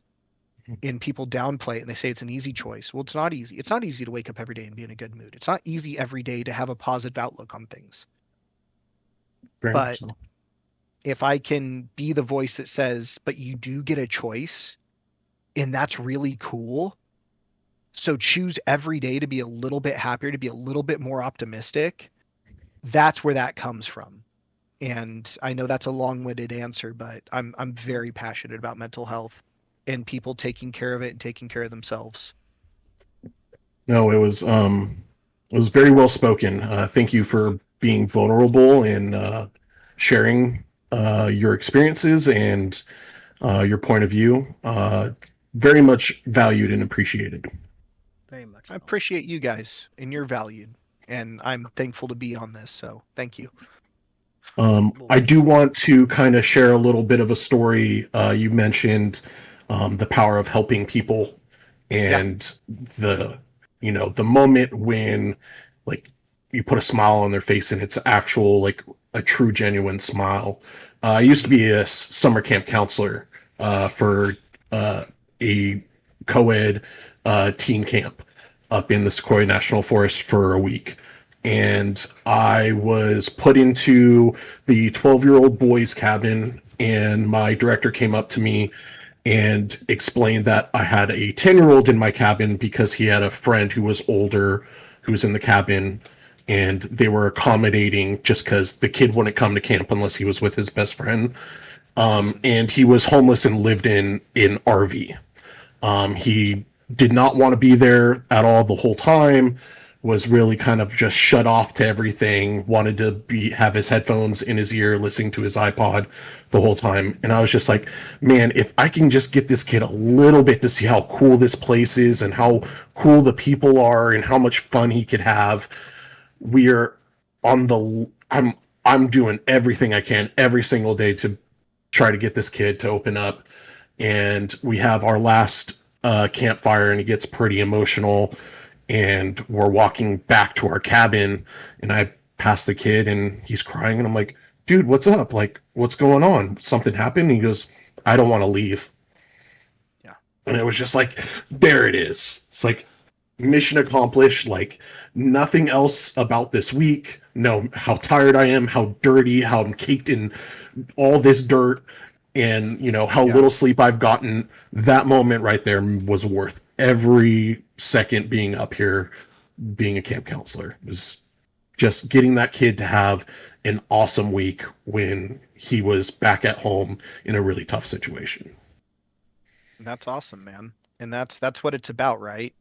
You got to be that positive impact. And I bet you to this day, if you were to find that kid and talk to him, one of the favorite memories he has is his time at summer camp. We never know when we're going to have a core memory on someone or impact them in such a powerful way. Yeah, agreed. Nick, I don't think you ever thought that you reaching out to me while I was in Vegas was going to be impactful either. It was. No, but like Nuke said, sometimes things just call to you and you've got to answer that call. And I'm glad that, I felt that call come my way, and I felt that I needed to answer it. So, Appreciate it. Well, speaking of communicating and talking to people, what's a moment where community support genuinely surprised you? I would say this year, actually, this journey into social media has been genuinely surprising. And there was a specific time where I've got a friend that is going through chemotherapy, and he's very young, and it was not something that anyone really expected, and he was struggling, and I made him the God of War deck, and I did a little bit of videos around it and stuff around Christmas time, and the community response and the people that wanted to donate and be a part of that and create this memory and show that the we don't know you but we love you and we want to give you this strength and this inner fortitude, it was really, really encouraging to me. And um you know, plug, he's doing great through his treatments. He's very likely going to be entering remission after this last month, and he's responding very positively to everything. But I got to play against the God of War deck that the community made him, Hmm. and spend time with him and laugh and just that's going to be a special moment for a very long time for me. There were, you know, Ash Altars came up and did a great altar, and there were too many, you know, different members of the community to name that said, "Hey, I want to donate something." And it was humbling in a lot of ways. Number one, it was I'm so thankful that I've given off the appropriate vibe that people can trust me. That I'm someone that people feel safe working with and giving these cards to so that I can do this thing. And then the other side of that is that we were able to complete the deck and then get it to him, and that it meant so much to him because it's like his prized possession. And it's so cool. It's so cool. Every card in that deck has a story, and that's one of my favorite things about Magic the Gathering. It's being able to say where I was, how I got something, and what it means to me. That that's super cool. I mean, that's been one of my favorite parts is, you know, shout out Domo and Man and Splinters, um, Demi, you know, making these really cool cards and play mats for me, just so like, you know, I have a bit of the community with me at all times. So I love it. It's really cool. Yeah. Okay. What is the best advice you have ever received? Rudeness is a weak man's imitation of strength. Take the gender out of it. Rudeness is a weak person's imitation of strength. My dad taught it to me when I was young. I said something disrespectful when I was in kindergarten, and I was told that rudeness is a weak man's imitation of strength, and that people act rude and dismissive of others when they're trying to make themselves feel big. And as a little 4-year-old, 5-year-old boy, to be able to learn that and carry it, it's been instrumental in everything that I do. I never downplay someone. I never am sarcastic to something that they say, and I view life through that lens. Is there a way you can give a man who is in his mid 30s a lesson on how to be less sarcastic? Are you asking for yourself or for a friend? Oh, it hypothetically, if he was a man who creates content on TikTok, has a big large beard, and wears a teal hat. Oh yeah. That guy. What I would say is that sarcasm in a group of friends where it is safe is often funny and seen as a sense of humor. Sarcasm to people that you don't know as well is often seen as a diminishing or a mocking of the feelings that they're expressing. Mhm. And there are ways to express humor without being sarcastic, and it is a challenge because sarcasm is often our safety blanket. And the best thing that you can do is think about what you're saying and then say, if someone said this to me, how would I take it? Yeah. It is definitely something I have to work on. It was more of like a second language to me and my brothers, and especially my lovely mother, Yeah. who spoke it fluently. Yeah, Um, no, I mean it's something that's used a lot, and I'm not saying that I don't ever use sarcasm. Sarcasm Yeah. and puns are some of my favorite ways to communicate. I But mean, yeah, it's the environment. It's the people who you yeah, choose to use it with. You know, I obviously that's why I said, you know, how can you teach a man? Because I've been interacting with more strangers, and I've been catching myself a lot more and realizing that, you know, in my words or my tone may come off to me and my friends one way, but I may have just met this person and that may have sounded extremely rude. So Yeah. it's something I do need to work on. Yeah, we are all a work in progress. hmm What's something you wish people asked you but never do?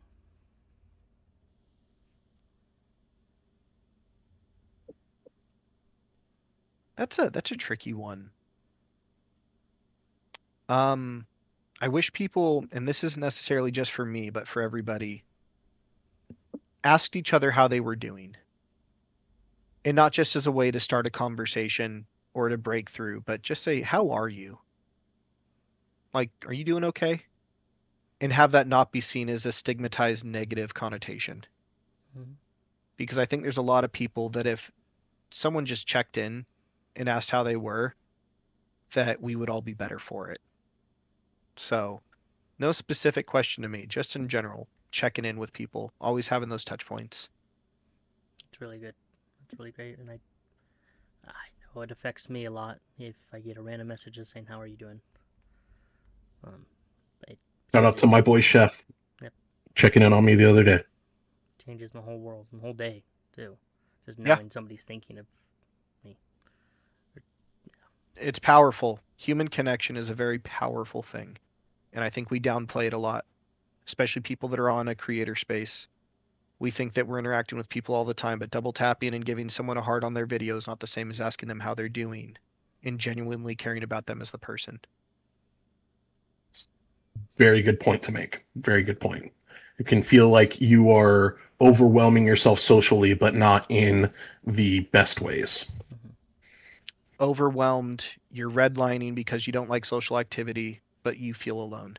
hmm There are people that feel that way, and there's a lot of us that can reach out and, "Hey, how are you? How you doing? You doing okay?" Mm-hmm. Appreciate that very much. So, is there one thing you're interested in that most people may not know? I love painting minis. I've done a very little bit on social, but like yeah, I absolutely love painting D&D minis. Um, I love doing artistic endeavors and being able to express myself, and I refer to it as my mindfulness activity.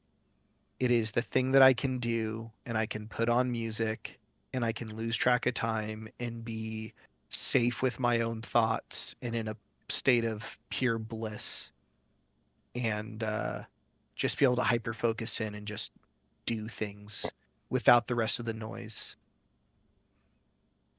So it's So like your way to shut off your brain and escape yeah, in yeah, a productive, creative way. yeah, it's an outlet for, if I'm really chewing on something in my subconscious, it's a great way for me to let my mind work on it while keeping my hands active. Um, and I think that there's a lot that can be done within that space for any given person. But yeah, that's something that I don't think a lot of people know that I do is paint minis and really enjoy that. Did you paint that dragon behind you? I did. That is Very Tiamat, nice. and I painted her, That's awesome. and she is large, and I have about 100 other minis that I've done. I like painting monsters a lot more than humanoids. I think that they're more fun. More creative. Now, do you do any other minis other than D&D? Do you do Warhammer? Do you do Gundam? I have some Warhammer. I have assembled two minis, and those are a lot harder than I gave them credit for. But I have a very close friend who I enjoy very much that bought me some of the Space Wolves stuff. And I like the Space Wolves a lot, and I've committed to having my army set up, and I'd set it for the end of this year. I'm hoping to have it knocked out by the summer. We'll see if Right if work on. and life allows for that. Very cool. Love it. we've been having more people expose themselves for minifigures and Gundam lovers, and they're like, well, it's like I don't really talk about it much because I don't think people would be interested in. And it's like we've talked to a lot of people on this podcast who are interested in it, so Yeah. Yeah. Okay, for our last question before we get to everybody in the chat, what or who has been the biggest inspiration in your life?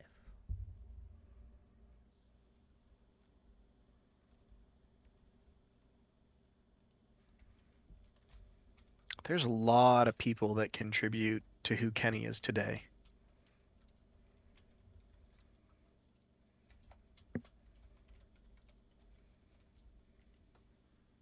I think the biggest inspiration, and I won't say his name because I think it would embarrass him, but he's a constant source of inspiration for me.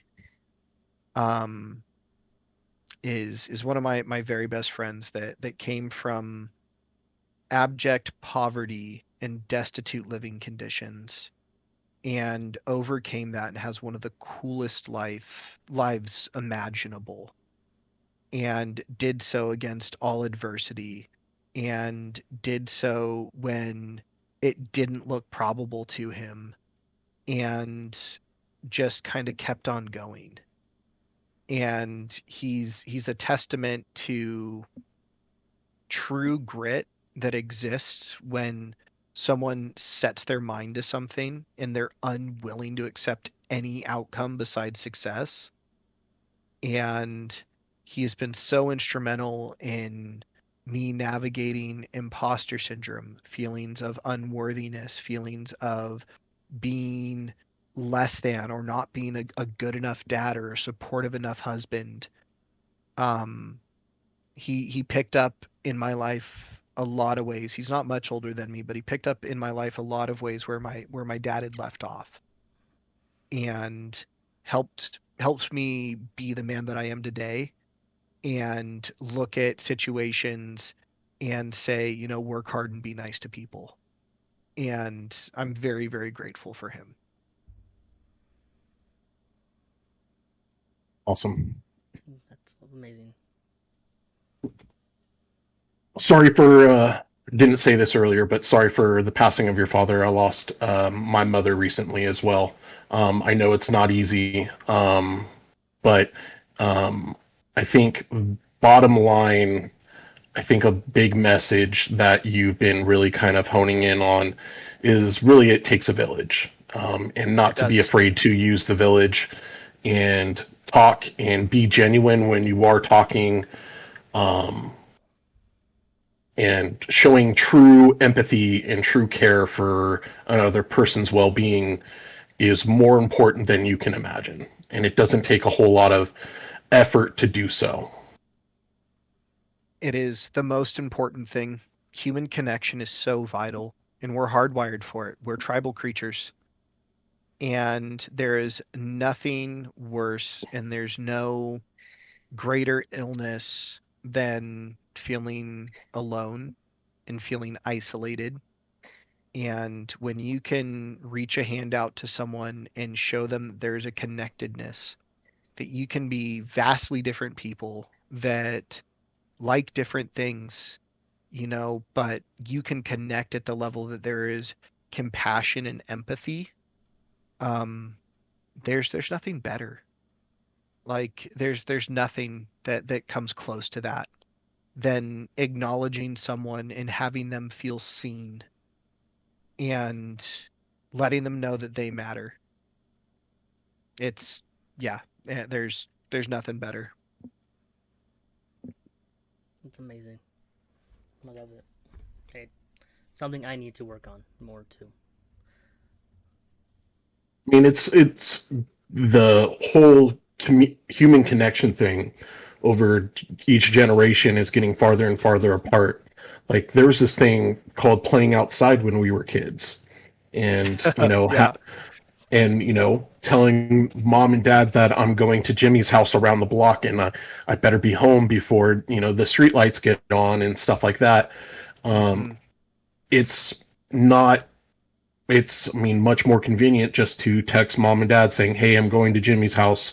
Text me when I need to get home," kind of thing. And it's really not as personal, even though it's getting the same message across. It's much different. It's much different. 100%. Face-to-face contact matters. Making eye contact matters. While the chat comes up with questions, if they have any, we do have one fun question for you. Pineapple on pizza, yes or no? Yeah. Yeah. Yeah. Yes. Sweet and spicy. Are you kidding me, dude? No. It's Yeah. again. Everybody is on this whole thing that I'm not talking hating on the flavor combination. You like cooked hot fruit? Yeah, I have no issue with it, dude. Yeah, it's disgusting. Yeah, sure. I mean, agree to disagree, right? No, like pineapple on pizza. Yeah, dude. I can't do it. That's okay. Not everyone's perfect. Yeah. I can't grow a beard like you. So, My beard is not that great. Once you guys see me in person, you're going to be like, "Oh, that's a lot worse than I thought it was." it doesn't come in quite as full as I thought it did. It doesn't. It doesn't. Well, hey, it videos well, so that's half the battle. Oh, there we go. Yeah. Also, lasagna. Warm or cold? Oh, I didn't even know that was a question people had. It's a warm food. It's something he brought up, and then it's come to we talk about it every live, but it's something he is firm on. I'm not firm on it. I have my theory on it. All right. It's a good idea, but it's not. Yeah. Okay. One of my least favorite things about lasagna is when you go to cut into it, you don't get everything in one bite because it all just like starts to squish out and everything, right? So when it's cold, you get every single ingredient in one bite. Yeah, but I mean, it's kind of like spaghetti cake. And do you eat cold spaghetti? Yes. Spaghetti cake? Yeah, I mean, that's what it is. Lasagna is the same ingredients as spaghetti, but put into a cake form, right? There's layers of pasta, and then you got your sauce, and you got your pasta, and then you got your meat, and then you got your pasta, and then you got your ricotta cheese. It's pizza cake, or spaghetti cake. This whole argument or discussion got formed around is cold pizza better than warm pizza? Like, so is pizza the next day better? And it's like, no contest. Cold pizza is sick. It's delicious. It's delicious, but it's not better. It's different, right? False. It is so much more convenient, and your hands don't get greasy, and the toppings don't fall off as easy. It is. So my dad eats like everything cold, and I believe it was Ogre who we had on, and we were talking about this, and he said the only foods that can be eaten cold are pizza and casseroles. And I said, well, what about a lasagna? And he said, absolutely not. And I said, well, that's a pizza casserole. No, Ogre's my boy, and I'm with him on this one. You can't get me on this pizza casserole loophole that you're trying to exploit here. But you admitted that cold pizza is better. Cold pizza is better. It doesn't get all over the place. Your hand, it's not greasy. Well, but when you cut a cold lasagna, like, it doesn't go all over the place. It stays in that little bite-sized piece that you picked up. It's all together. Nope. No. Okay. I couldn't. No. Hard no. Hard no. Can't do it. Cool. Can't convince them. Well, we have some questions. Yeah. Drew and Ben 007. First, what D&D class do you like to play? Ooh. So my favorite class is a barbarian. And then I am currently playing a shaman in Pathfinder 1E. Never played Pathfinder. Nope. Pathfinder is incredible. It's like D&D 3.5, but it's the spiritual successor. It can be challenging because it's granular, but yeah, so my favorite class is barbarian. Whenever I'm allowed to, I want to play a barbarian. So you said it's 3.5, but what? but like way better. Okay, because when I first started playing D&D, I started on 3.5 and I hated Yeah. it. Oh, well, that puts us in a sticky situation. It's kind of like cold lasagna. What's the next I, question, Kevin? Well, I just don't get the ranking up jump. Why do I have to put stats in jump? Well, because you don't jump super high just because you're good at it one day. You got to keep jumping to jump higher. But I'm getting stronger. Yeah, but you're not using plyo blocks, so how are you jumping higher if you're not training your jump? Touche, touche. next question, MTG Magic Mommy, what is your ideal pizza toppings? Ooh, pizza toppings. So I'm a big fan of sausage, black olive, and mushrooms. Okay. I was Yeah. with you until you said another one of my bugaboo ingredients. What, Bugaboo? mushrooms? No, I love mushrooms. I hate black olives. Oh, okay. I can't. My roommate's girlfriend, her go-to pizza is a thin crust pineapple and black olive pizza, and it makes me Mm, rage. I see. I see. You see it and you're just immediate red. No, I see leftover pizza in my fridge for 2 days, and I go, well, that needs to get eaten because it's been in the fridge for 2 days. And I look, and it's pineapple and olives, and I go, well, I ain't eating that. I'd rather starve. Yeah. Exactly. Speaking with the pizza, I guess ranch or no ranch? Okay. I'm from California. We're ranch with pizza people. Oh, Yes, we are. I like it too. Yep. Love it. My mom Yep. constantly would make homemade ranch, and we would always have it in the house. It was Mm, so good. yeah. No. Ranch with pizza whenever I can. And Ben 007 again. Favorite has been hotel character? Oh, well, that's probably because of this. So plug for Has Been. My wife works for Spindle Horse. One of my best friends is a writer for the show. My favorite was it Has Been or Helliverse? Has been. Has Been. I like Nifty. Would you mind giving us a quick explanation to what it is exactly? Yeah, yeah, she's like the maid for the hotel, and she's just really funny and likes to kill bugs, and that's about as involved as I can get. But Okay. the voice actor or the voice actress is Kimiko from The Boys, Okay. and Mm. And in season 2, she does a song that's like both in English and a different language and does it fully bilingual.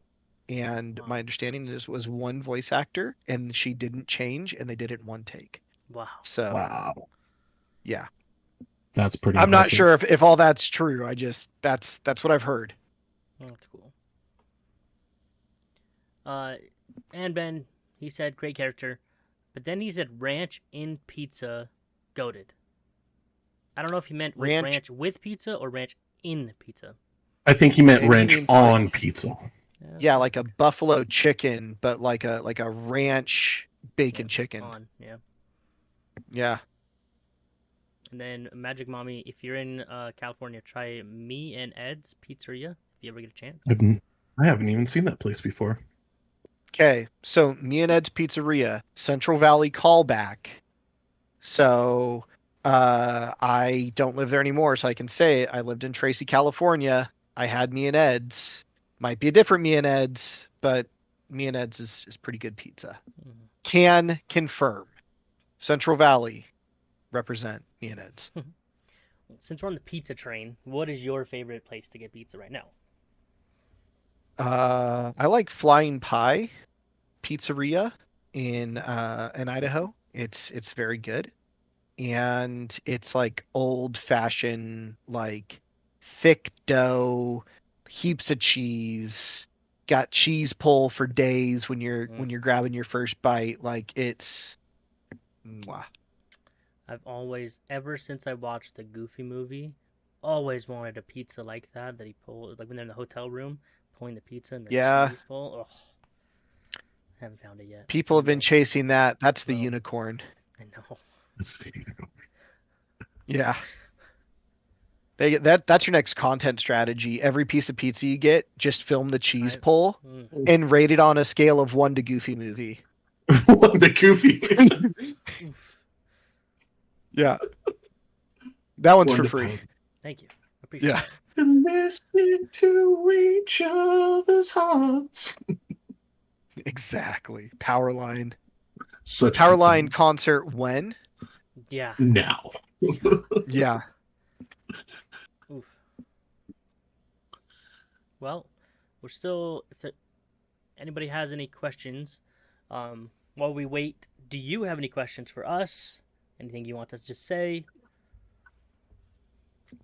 Yeah, I mean, what got you started on your podcast journey? Nick, you want to answer? No, I want you to answer because you always try to hand this off, and this was your brainchild. This was something Mix approached me about. Originally, it all happened because I was in a live once, and by myself, and Mythic Red joined, and started talking about her basically whole resume, and how much she's done in the past, and for being 23, being in her 20s, I can't remember exactly how old she is, being in her 20s, and how much she has gone through and she's working on right now. It was incredible to see and know about somebody who I just met online and haven't had much like interactions with. And Yeah. so the whole goal and point of this podcast is to interact and get to know this whole entire community and everything about you guys that we don't see on a normal basis. For example, what you do in your meantime. You like to paint. I never would have known that. Yeah. Drew, Gundam, I would have never known that. Now I talk to him about it all, not a lot, but I talk to him about it. He has a massive, there's multiple tiers, and he bought one that was on sale. He's scared to try it because it's going to be very hard for him. But this whole podcast is to connect all of us even more, and get to know everybody in a deeper level than just watching you guys' videos. Like you said, it's very different from just liking everybody's videos. This is a way for us to get more involved with each other. Yeah. I mean, just through the connection that I've made with Mixed over these past few months, before the podcast idea even started, I'm at a tough place because after the passing of my mom, I was her full-time caretaker during that time. And then after that, I decided to step away from work and try to focus on bettering my mental health and me as a person, and actually do something that gave me happiness and fulfillment. I was tired of working a job that I didn't like at all, and talked about several things that I had no interest in talking about all day. So I took a step back, and something that I've been missing since I've been work is that human connection. And something that you talked about is having that interpersonal connection and getting to know someone deeper. You know, I got to know my coworkers, but at the same time, as their manager, I'm trying to keep our relationship employee and manager. So it's been a long time since I've made new friends and got to know people and form genuine connections. No, that's great. Sorry, I had to turn everything off there. My son came in to No, you're good. night hug. So I was like, hold on. You're good. No, that's great. And Mix mentioned something about winning his first kind of giveaway and feeling like he was noticed, and that people were like actually seeing his content now, and people knew what his page was. And I think There's still a lot of great creators on this app, on this platform, that a lot of people may not be following, that are doing awesome things. And a lot of us are not very comfortable with putting ourselves on camera and forcing Sure. ourselves to talk about ourselves.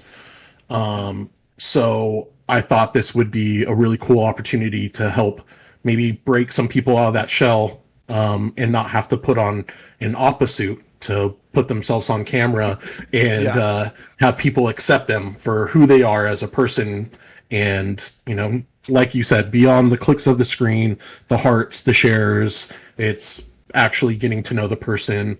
Like, I know people's names now. I don't just know tags. I still just a lot of times refer them to as their tag because that's what I've seen a lot. But it's like, I know Kenny, I know Drew, I know Lee, I know all these people now, that it's Hmm. really cool to put an actual name to this person and get to know them more. Yeah. That's sweet. Yeah, it's pretty awesome, and we're excited to have um, many more episodes. And we're so this we're trying to figure something out, but this is our 10th episode. We are grateful for doing this with you guys, and we are so excited to keep and continuing to do this with so many more people. There's so many. We after this, we usually talk about who we want to have next. Um, there's so many people we want to have on here, and wish we could do more, but it's one at a time so far. But we're doing really good, and we're really excited to keep doing this with everybody. It's really And cool, it's really guys. and it's really cool that you guys want to be a part of it. I have Yeah. received a lot of comments and Yep. messages from people saying that they'd love to come on and be a guest. Um, it's not that we're ignoring you or we're telling you no.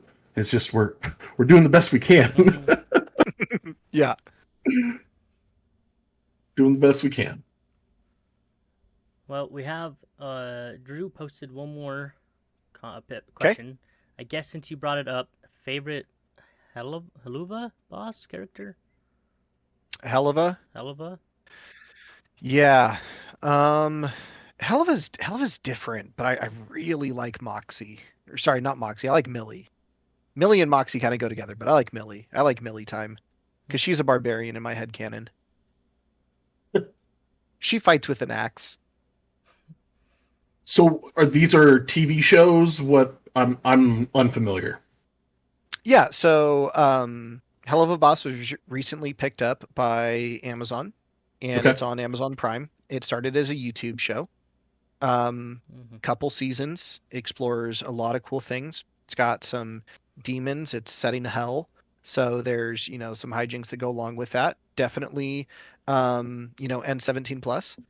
And then Has Been Hotel is within the same Hellaverse that takes place in a different part of Hell, different circle for D&D people.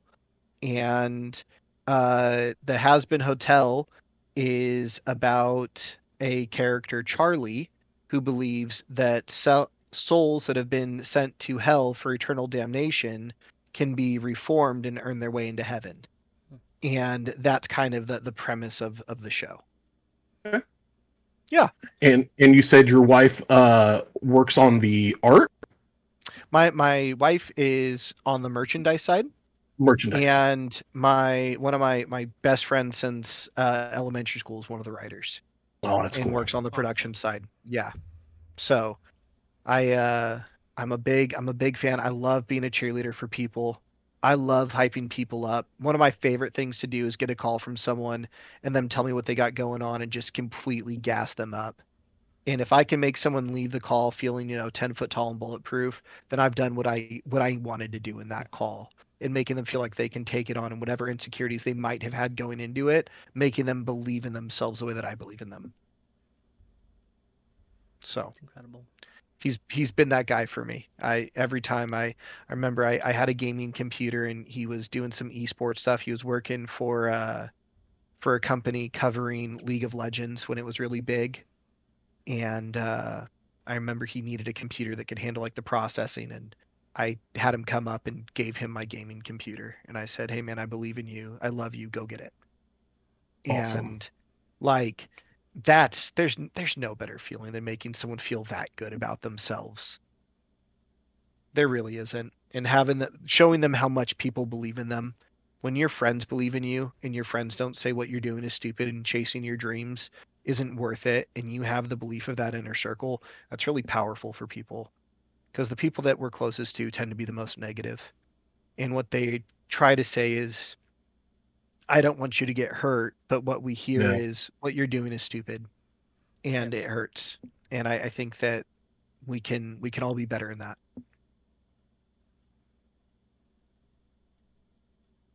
It's incredible. I need more of that in my life. I need someone to make me feel like I'm walking out to a crowd of a bunch of people about to throw darts singing Titanium. Yeah. Just wait Hey, till we go to Bulletproof. MagicCon. I say to you. yeah, I'll tell you what, when we see each other in Vegas, I'll give you the old Kenny special. Yeah. And I'll gas you up, dog. We'll feel All real right. good.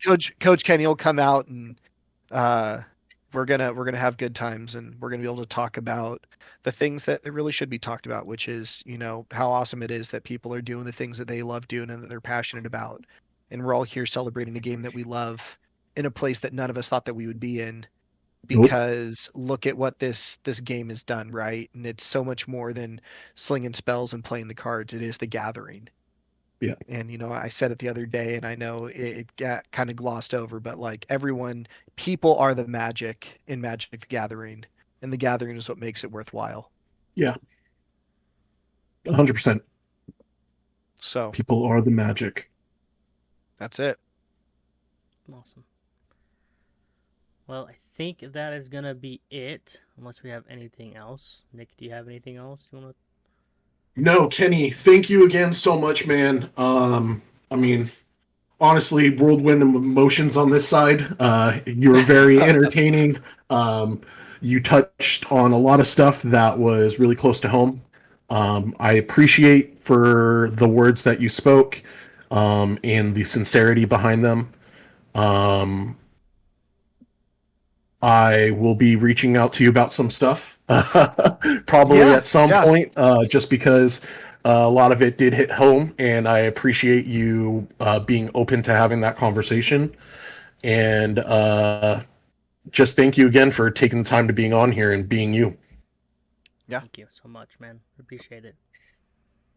Nick, Kevin, you guys are great. Thank you Hey, so much for inviting me and giving me a space to kind of tell a little bit of my story.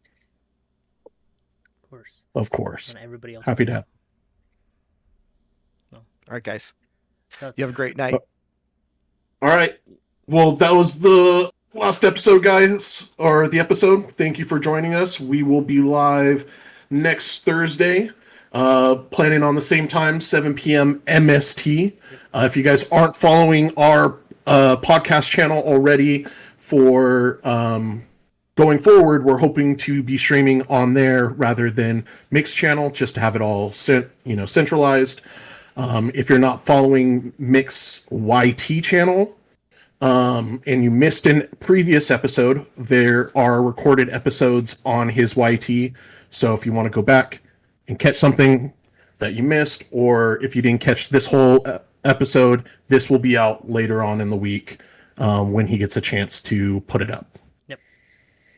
So, awesome, guys. Thank you so much for joining and watching us and interviewing Nuke. Thank you, and we'll